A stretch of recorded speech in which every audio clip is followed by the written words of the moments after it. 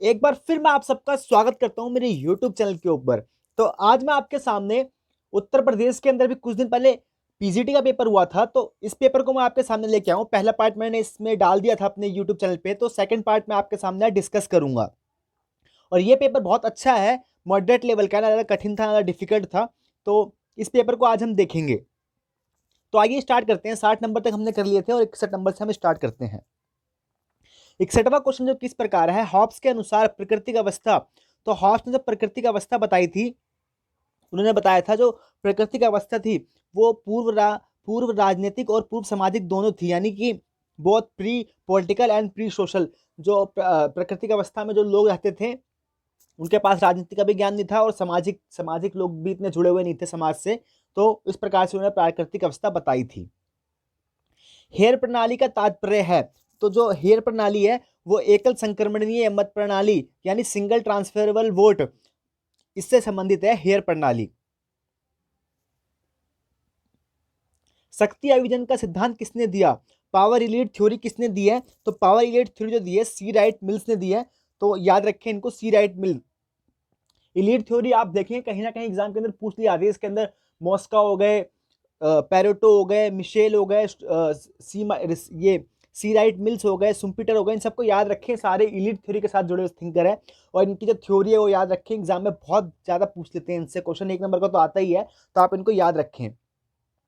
64 question जो कि इस प्रकार है, किसका मत है कि आंतरिक संगठन स्वायत्तता कार्यों या कार्य पद्धति किसी भी दृष्टि से लोक निगम विभागों अथवा ब्यूरो से भिन्न नहीं होते?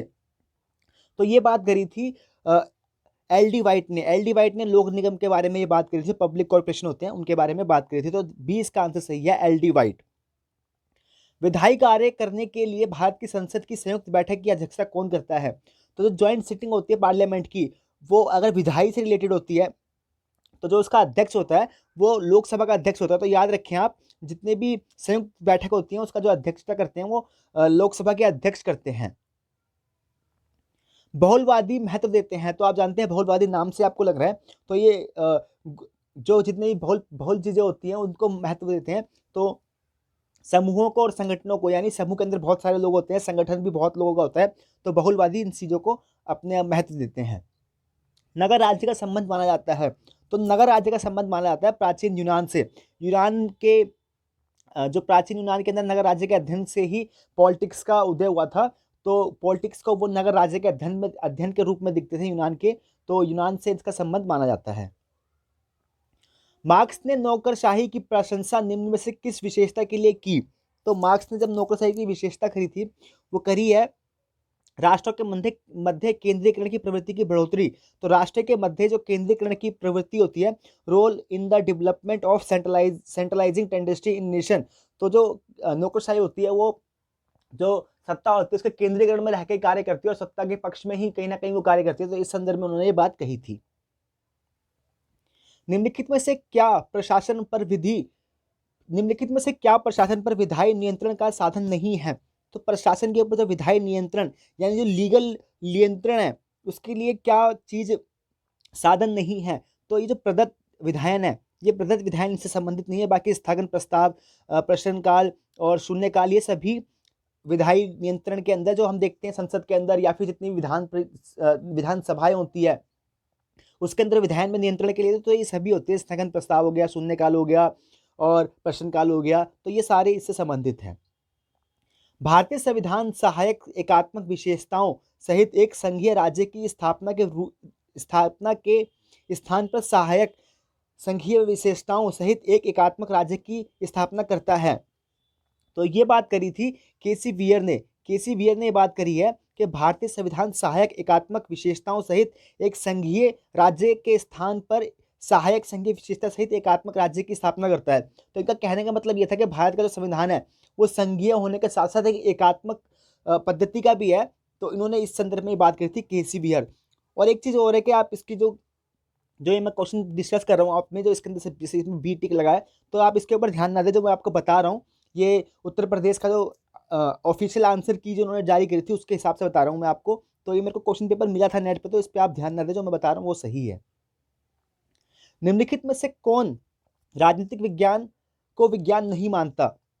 तो राजनीतिक विज्ञान को जो विज्ञान नहीं मानता वो मैकलैंड है, इन्होंने राजनीतिक विज्ञान को विज्ञान नहीं माना। और राजनीतिक विज्ञान को विज्ञान का जो कराने का श्रेय जाता है वो अरस्तू को जाता है, क्योंकि इन्होंने विभिन्न देशों की तुलनात्मक राजनीति का अध्ययन किया था और इन्होंने सर्वप्रथम राजनीति को क्रमबद्ध तरीके से, व्यवस्थित तरीके से, जो कि कल्पनाओं पर स्थापित नहीं थी, वो करने का अध्ययन किया था। तो इसीलिए इन्होंने एक कोटेशन भी कही थी कि political science is a master of all science.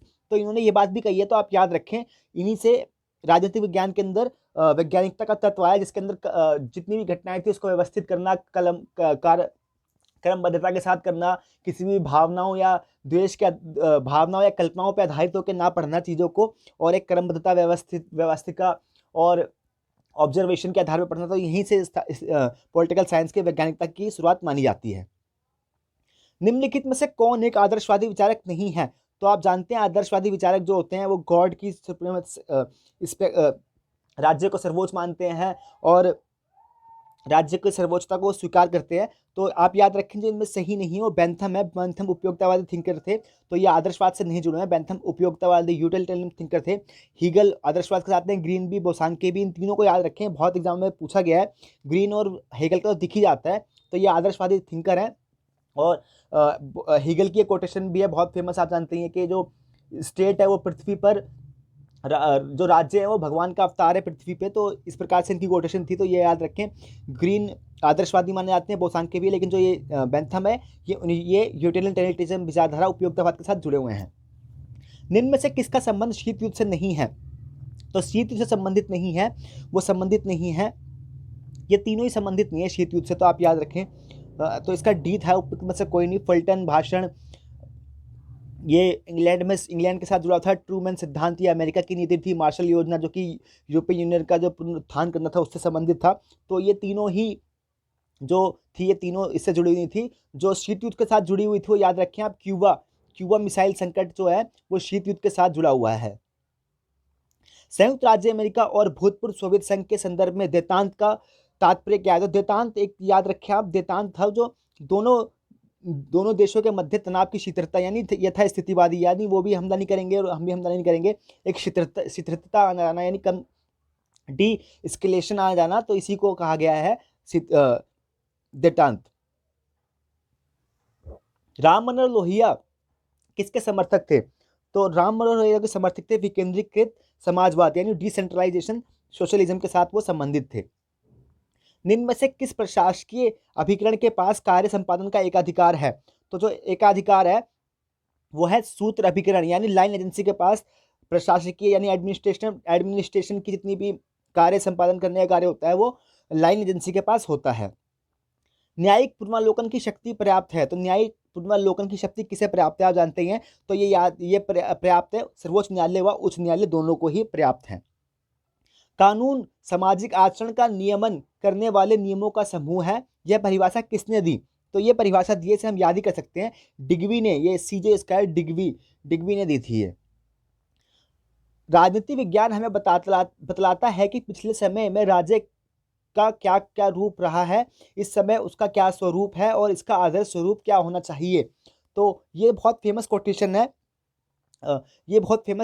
है, गेटले ने ये बात कही थी, तो ए इसका सही है, गेटले।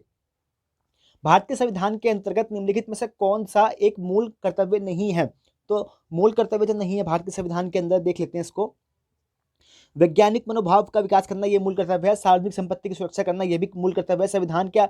संविधान से अभ्रिद्ध रहना और इसके आदर्शों का सम्मान करना, तो ये भी है। लोक निर्वाचन में मतदान करना, तो ये तो मौलिक कर्तव्य नहीं है, ये एक प्रकार से इंडिविजुअल के ऊपर होता है कि वो वोट करे चाहे ना करे, तो ये नहीं है। बाकी जो ये तीनों हैं, तो इसमें नहीं पूछा गया था, तो फर्स्ट का आंसर सही है। 81 क्वेश्चन है, स्वतंत्रता और समानता एक दूसरे के विरोधी हैं। स्वतंत्रता और समानता एक दूसरे के विरोधी हैं, ये बात करी थी लॉर्ड एक्टन ने। पहला ऑप्शन इसका सही था, लॉर्ड एक्टन।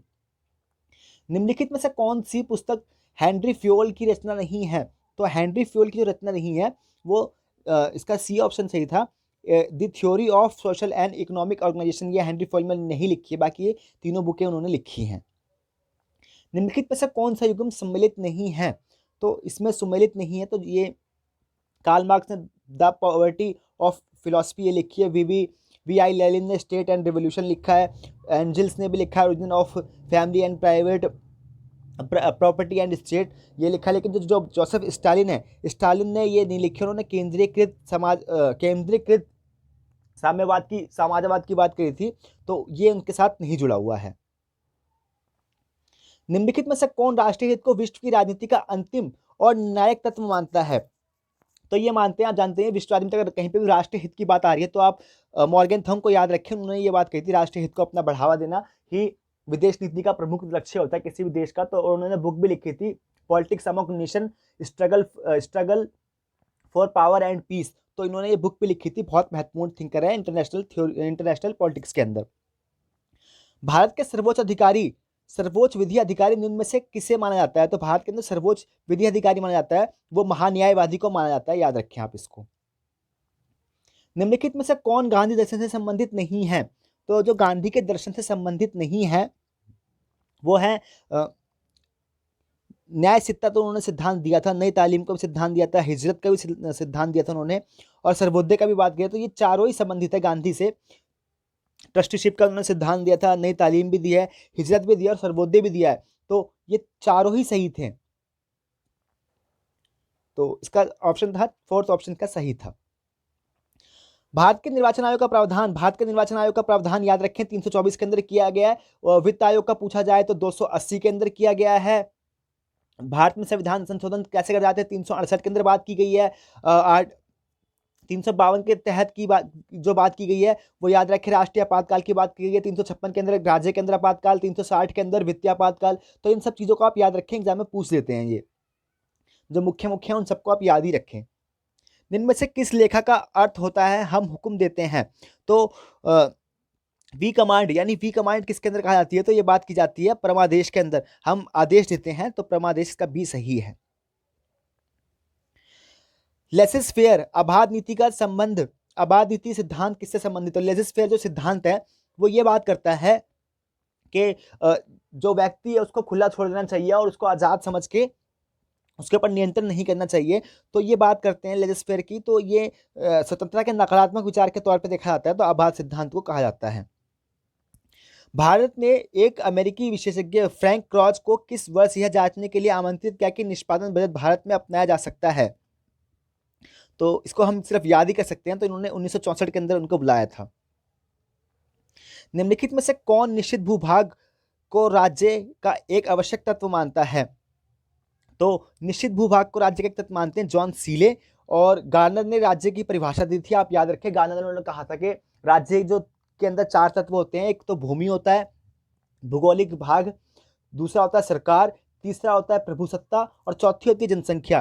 तो ये 4 के आधार पर ही किसी राज्य का निर्माण होता है। तो ये बात कही थी गार्नर ने, लेकिन जो इसका सही आंसर है राज्य के लिए आवश्यक भूभाग को राज्य के लिए आवश्यक तत्व नहीं माना, तो ये सीले ने नहीं माना था। किस वर्ष भारत और पाकिस्तान संघाई सहयोग संगठन के पूर्ण सदस्य बने? तो ये एससीओ के जो पूर्ण सदस्य बने थे भारत और पाकिस्तान, तो ये बने थे 1917 के अंदर। तो ऐसे क्वेश्चन पूछ लेते हैं, तो आप इनको याद रखें। 93 क्वेश्चन है, निम्न में से कौन सा जोड़ा गलत है? तो जो इसमें से गलत है ये देख लेते हैं। तो ये चुनाव, ये जो हमारी जो आईएएस की ट्रेनिंग होती है या एडमिनिस्ट्रेशन की थ्योरी, जो एडमिनिस्ट्रेशन होता है उनकी जो प्रशिक्षण होता है उनसे रिलेटेड था क्वेश्चन। तो आइए देख लेते हैं इसको। तो जो इसके अंदर सही नहीं है, रेलवे स्टाफ अहमदाबाद में नहीं है इनका, बाकी लाल बहादुर शास्त्री लबासना मंसूरी के अंदर है। एडमिनिस्ट्रेटिव स्टाफ और कॉलेज ये भी हैदराबाद में, सचिवालय परीक्षण एवं प्रबंधन संस्थान नई दिल्ली में। तो ये तीनों सही थे, लेकिन जो ये रेलवे स्टाफ कॉलेज है ये संबंधित नहीं है, तो इसका तीसरा सही था। मौलिक अधिकार का कार्यान्वयन को निलंबित करने का अधिकार किसको है? तो मौलिक अधिकार के जो निलंबन करने का जो अधिकार पर्याप्त है वो राष्ट्रपति को पर्याप्त है, या आपातकाल की स्थिति में मौलिक अधिकार को निलंबित कर सकते हैं। लेकिन इसके अंदर भी एक अपवाद है, आर्टिकल 19 और 21 को ये निलंबित नहीं कर सकते। 95वां क्वेश्चन जो कि इस प्रकार है, अभिप्रेरणा यानी मोटिवेशन के द्विघटक विचारधारा की वकालत किसने करी? तो ये तो सिंपल सा याद करने लायक है, ये हर्ट्जबर्ग ने दी थी मोटिवेशन की थ्योरी। तो इसका हर्ट्जबर्ग तीसरा ऑप्शन सही था। तो आइए इसको मैचिंग को देख लेते हैं। 96 क्वेश्चन है, इसको मैचिंग करना था, तो 1 को 2 से हमें मैचिंग करना था। आइए देख लेते हैं इसको। तो एडमर्क बर्ड जुड़े हुए हैं रूढ़िवाद के साथ यानी ट्रेडिशनल अप्रोच के साथ जुड़े हुए हैं। रॉबर्ट नॉजिक जुड़े हुए हैं लिबर्टेरियन के साथ। और जर्मी बैंथम जुड़े हुए हैं उपयोगितावाद यानी यूटिलिटेरियन विचारधारा के साथ। मैकेंटियर जुड़े हुए हैं समुदायवाद के साथ। तो इनको आप लिख लें, बहुत इंपॉर्टेंट थिंकर हैं सभी, ये कहीं ना कहीं एग्जाम में पूछ लेते हैं। 97 क्वेश्चन किस प्रकार है। कैप्लान के अनुसार शक्ति संतुलन व्यवस्था की सर्वाधिक संभावित परिणति होगी। तो शक्ति संतुलन की जो उन्होंने परिणति बताई थी वो बताई है द्विध्रुवीय व्यवस्था के संदर्भ में। रिपब्लिक राजनीति पर लिखा गया ग्रंथ होने के बजाय शिक्षा शास्त्र पर लिखा गया समस्त युगों का सर्वोत्तम ग्रंथ है। तो रिपब्लिक की तारीफ बहुत ज्यादा करी थी और इन्होंने इसे बताया था बहुत ज्यादा अच्छा ग्रंथ बताया था। तो रूसो ने बताया था, याद रखें एग्जाम में पूछा गया क्वेश्चन, रिपीटेड क्वेश्चन है। जब वार्षिक केंद्रीय बजट लोकसभा के द्वारा पारित नहीं होता है तो क्या होता है। तो इसके जो होता है इसके अंदर प्रधानमंत्री अपनी अगर ये पास नहीं हो पाता है तो मंत्रिपरिषद से त्याग पत्र देना पड़ता है। तो ये इसका सही है अगर लोकसभा के अंदर बजट पास नहीं हो पाता है तो। निम्नलिखित युग्मों में से कौन सा उत्तम शासन का सार है। तो जो उत्तम शासन होता है यानी कि गुड गवर्नेंस का जो सार माना जाता है वो पारदर्शी एवं जवाबदेही शासन को माना जाता है। विधि का शासन भी कहीं ना कहीं होता है, लेकिन वैश्वीकरण इसके साथ जो जुड़ा ये नहीं हो सकता। विधि का शासन और नियमित चुनाव, तो ये भी कहीं ना कहीं हो सकता है। लेकिन जो गुड गवर्नेंस की अवधारणा वर्ल्ड बैंक ने जो दी थी 1992 के अंदर, उसके अंदर पारदर्शिता, ट्रांसपेरेंसी और अकाउंटेबिलिटी को जोड़ा गया था। ये डी आंसर इसका सही है। निम्नलिखित में से कौन भाषा को राष्ट्रवाद के लिए विकास के लिए सबसे महत्वपूर्ण कारक मानता है। तो भाषा को सबसे महत्वपूर्ण कारक मानते हैं तो ये चारों ही थिंकर हैं, मैकेंजी, रैमजे मेयर, फिफ्थे। तो ये इसका डी ऑप्शन सही है। निम्नलिखित युग्मों में से कौन सा युग्म सुमेलित नहीं है। तो आइए देख लेते हैं इसमें जो सुमेलित नहीं है। नव मानवतावाद, तो नव मानवतावाद तो आप जानते हैं ये इनके साथ नहीं जुड़ा हुआ है। न्यू ह्यूमनिज्म की जो थ्योरी दी है वो दी है दीनदयाल उपाध्याय जी ने। न्यू ह्यूमनिज्म की थ्योरी दीनदयाल उपाध्याय जी के साथ जुड़ी हुई है और ये सारे सिद्धांत सही है। न प्रजातंत्र, न्यू डेमोक्रेसी, से तुंग, डिक्टेटरशिप और पोलिट्रेट, सर्वहारा की तानाशाही, लेनिन और राज्य की संप्रभुता, सोवर्निटी ऑफ ट्रुथ, सत्य की संप्रभुता माफ कीजिएगा, तो ये गांधी के साथ जुड़ा है। तो इसका सेकंड ऑप्शन जो कि सही नहीं जुड़ा हुआ ये गलत है।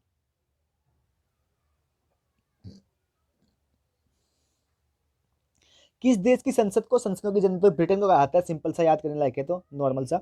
नेतृत्व के गुणात्मक दृष्टिकोण के प्रणेता, तो नेतृत्व का जो सिद्धांत है लीडरशिप अप्रोच, इसके प्रणेता हैं चेस्टर बर्नार्ड। किसने कहा राजनीति को विज्ञान मानना तो बहुत दूर रहा, यह कलाओं में सबसे पिछड़ी हुई कला है। तो ये बात करी थी बक्कल ने बात करी है।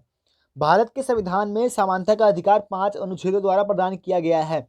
तो जो समानता का अधिकार है वो किस किस आर्टिकल के अंदर तहत प्रदान किया गया है। तो ये 14 से लेकर 18 तक भारत के अंदर समानता के अधिकार को दिया गया है। और आपको अगर इसको याद करना है तो इसकी एक ट्रिक है, मैंने अपने यूट्यूब चैनल पे डाल रखी है, समझ सोच संस्कृति के उपचार। आप वहां से जाकर देख सकते हैं इसको याद करने की ट्रिक।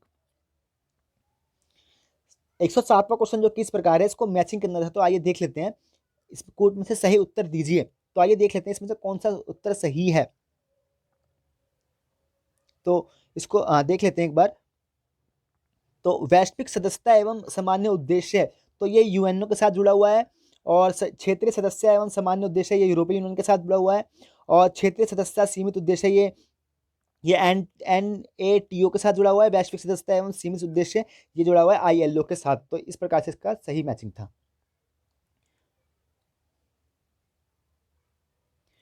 संयुक्त राष्ट्र के किस महासचिव ने 1992 में अपनी रिपोर्ट में एन एजेंडा फॉर पीस सुरक्षा परिषद को सौंपी। तो एन एजेंडा फॉर पीस जो सौंपी थी बुट्रास घाली ने एजेंडा फॉर पीस 1992 के अंदर ये रिपोर्ट दी थी। तो इसका सेकंड ऑप्शन सही था। निम्नलिखित में से किसे अंतर्राष्ट्रीय कानून का जन्मदाता माना जाता है। तो अंतर्राष्ट्रीय कानून का जो जन्मदाता है उन्हें माना जाता है हुगो ग्रोसियस। इस क्वेश्चन को याद रखें, पीछे यूजीसी नेट के एग्जाम में पूछा गया था कि इंटरनेशनल लॉ के जो पिता है किसे कहा जाता है। तो हुगो ग्रोसियस को इंटरनेशनल कानून यानी अंतर्राष्ट्रीय कानून यानी इंटरनेशनल लॉ का पिता कहा जाता है। राजनीति विज्ञान समाज विज्ञानों का वह भाग है जिसका संबंध राज्य के आधार और राज्य के सिद्धांतों से होता है, यह किसका वक्तव्य है? तो ये बात करी थी पॉल जेनेट ने। पॉल जेनेट, सी इसका सही था। किसके अनुसार राज्य जीवन की मूलभूत आवश्यकताओं के निमित्त अस्तित्व में आता है और श्रेष्ठ जीवन के लिए अस्तित्व में बना रहता है? तो ये बात करी थी श्रेष्ठ जीवन की, जो राजनीति का काम है यानी राज्य का काम है, और श्रेष्ठ जीवन की प्राप्ति करना। तो ये अरस्तु ने बात करी थी। और यूनान के अंदर जो विचार था उसका भी मूल उद्देश्य यही है कि कैसे व्यक्ति के जीवन को श्रेष्ठतम किया जाए, और अच्छे शासन को प्राप्त करना ही श्रेष्ठतम जीवन को प्राप्त करना, ये उनका यूनान के शासन का मूल उद्देश्य था। तो अरस्तु इसके साथ जुड़े हुए हैं। एक राज्यपाल अध्यादेश जारी कर सकता है। तो अध्यादेश कब जारी करते हैं राज्यपाल? जब कभी भी राज्य विधानमंडल, तो आप देख सकते हैं इसका सही है, जब कभी भी राज्य विधानमंडल का सत्र जारी ना हो, राज्यपाल संतुष्ट हो कि तुरंत कार्य करने की आवश्यकता है। यही चीज केंद्रीय स्तर पर भी लागू होती है। और ये पूछा गया था कि केंद्र जो सरकार जो लेके आती है अध्यादेश, वो किस आर्टिकल के तहत लेके आती है? तो याद रखें 123 के तहत, शायद जितना मुझे याद है 123 के तहत लेके आती है, और आप चेक कर लें। हूवर आयोग ने निम्न में से किस पर आधारित संगठन के निर्माण की सिफारिश की? तो हूवर आयोग ने करी थी परियोजन के आधार पर, पर्पस के आधार पर। कौन सा देश सेंटो का सदस्य नहीं था? तो सेंटो का सदस्य नहीं था, वो यूएसए नहीं था, बाकी ये सारे सदस्य थे सेंटो के। यदि भारत के राष्ट्रपति को अपना पद त्यागना हो तो उसे तो अपना राष्ट्रपति किसे संबोधित करते? तो आप जानते हैं उपराष्ट्रपति को, भारत के राष्ट्रपति अगर त्यागना होता कभी पद तो उपराष्ट्रपति को अपना त्याग पत्र देते हैं। तो बी ऑप्शन का सही था। सामूहिक सुरक्षा व्यवस्था अनुमति नहीं देती। तो कलेक्टिव सिक्योरिटी किस चीज की अनुमति नहीं देती है? तो इसका जो तटस्थता की अनुमति नहीं देती है सामूहिक सुरक्षा। तो सामूहिक सुरक्षा आप नाम से देख रहे हैं कि कलेक्टिव होकर अगर किसी चीज को हम कर रहे हैं तो इसमें तटस्थ कहाँ से हो सकता है? तो इसका बी ऑप्शन सही था, तटस्थ। किसने कहा कि ईश्वर जिसने हमें जीवन दिया है उसी के साथ हमें स्वतंत्रता भी दी है? तो ये कोटेशन कही थी जेफरसन ने। ये बात कही थी कि ईश्वर ने हमें जीवन दिया है और उसी के साथ हमें स्वतंत्रता भी दी है। एक वित्त विधेयक किसकी सिफारिश के बिना विधानसभा में प्रस्तुत नहीं किया सकता? तो वित्त विधेयक आप जानते ही हैं। तो वित्त विधेयक को राज्यपाल की स्वीकृति के बिना लाया नहीं जा सकता है, पारित नहीं किया सकता। और यही चीज सेंटर पे भी लागू होती है, केंद्र सरकार के भी ऊपर ये लागू होती है। निम्नलिखित में से संयुक्त राष्ट्र को कौन सा अंग अंतर्राष्ट्रीय शांति एवं सुरक्षा के लिए जिम्मेदार है? तो अंतर्राष्ट्रीय शांति के लिए जो जिम्मेदार है तो सुरक्षा परिषद अंतर्राष्ट्रीय शांति के लिए जिम्मेदार है, जिसके 5 स्थायी सदस्य और 10 अस्थायी सदस्य होते हैं। भारत का सर्वोच्च न्यायालय मुख्य न्यायाधीशों और अन्य कितने न्यायाधीशों से मिलकर बनता है? तो ये चेंज होता रहता है, अभी चेंज हो गया था भारत के अंदर। तो वर्तमान में भी 33 है, पहले 31 थे तो अब 33 हो गए हैं। तो अभी भी मेरे ख्याल से चेंज होने की बात चल रही है। तो आप इसको देखते रहें, नेट पे चेक कर लें इसको आप। भारतीय संविधान के किस अनुच्छेद के अंतर्गत सर्वोच्च न्यायालय को अपने निर्णय तथा आदेश के पुनरीक्षण करने की शक्ति प्राप्त है? तो ये प्राप्त है आर्टिकल 137 के तहत सर्वोच्च न्यायालय को यह शक्ति प्राप्त है। सूची प्रणाली के अंतर्गत प्रत्येक मतदाता, तो सूची प्रणाली के तहत जो मतदाता होते हैं वो अपना, तो सूची प्रणाली के तहत जो होते हैं वो मतदाता अपनी पूरी सूची में, अपनी पूरी जो सूची होती है, अगर सूची के अंदर 5 मतदाता खड़े हैं तो 5 को एक एक मत देने का अधिकार उनको प्राप्त होता है। निम्न में से किसे पंथ निरपेक्षता का आश्रय सभी धर्मों को राज्य द्वारा समान संरक्षण बतलाया गया? तो सभी धर्मों को समान संरक्षण की बात जो कही थी वो कही थी जवाहरलाल नेहरू जी ने। जवाहरलाल नेहरू ने सभी धर्मों को राज्य द्वारा समान संरक्षण का बतलाया था भारत में पंथ निरपेक्ष राज्य के संदर्भ में। प्लेटो ने निम्नलिखित पुस्तकों में से किसे मिश्रित संविधान की अवधारणा का उल्लेख किया है? तो प्लेटो ने अपनी जो मिश्रित अवधारणा की बात करी है, लॉज के अंदर मिश्रित संविधान की अवधारणा उन्होंने दी है। किसने कहा कि राज्य के नीति निर्देशक तत्व एक ऐसे चेक की तरह है जिसका भुगतान बैंक की सुविधा पर निर्भर है? तो ये बात कही थी केटी शाह जी ने ये बात कही थी। तो ये क्वेश्चन थे, 2 पार्ट के अंदर मैंने करवाने की कोशिश करी है। पहला पार्ट मैंने अपने यूट्यूब चैनल पर डाल दिया था। तो अगर आपको अच्छा लगा हो तो प्लीज़ लाइक जरूर कीजिएगा और कमेंट जरूर कीजिएगा कुछ भी आपको अच्छा है, कैसा भी लगा हो आपको। तो आपने मेरी वीडियो को देखा, इसके तहे दिल से आपको धन्यवाद। अपना नाम रोशन कीजिए, अपने परिवार का नाम रोशन कीजिए और अपने देश का नाम रोशन कीजिए। इसी कोटेशन के साथ thank you so much for watching my video. दिल से आभार आप सभी का।